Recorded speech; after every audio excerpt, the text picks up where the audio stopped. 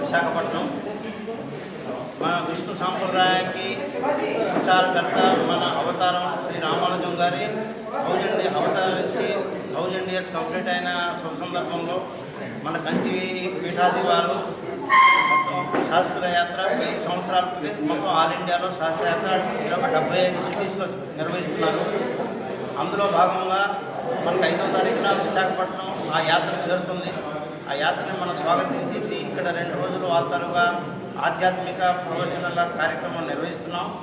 దానిలో మనకి కలశాభిషేకం, దాని తర్వాత శ్రీ వేణుగోపాల స్వామి తాలూకా కళ్యాణోత్సవం, ఇవన్నీ వివిధ ప్రవచనాలు అన్నీ ఉంటాయి. సో అందరూ మన తాలూకా పబ్లిక్ లోకల్గా దీనిలో ఏమి టికెట్స్ కానీ ఏం కానీ ఫ్రీ అందరికీ ఉంది. అందరూ వచ్చేసి దాని తాలూకా ప్రవచనం తాలూకా మన బెనిఫిట్ పొందుతారని మనం ఆశిస్తున్నాం.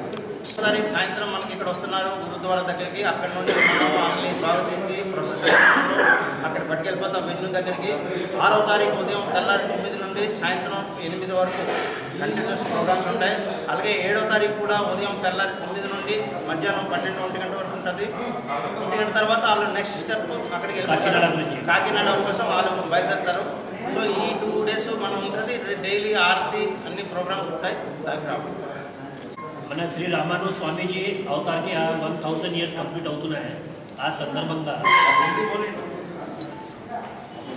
1000 साल पूरे हो रहे हैं. उसके उपलक्ष्य में ये श्री रामानुज सहस्त्र महोत्सव यात्रा का आयोजन किया गया है, जो भारत देश के करीबन 75 स्थानों पर ये यात्रा जारी है.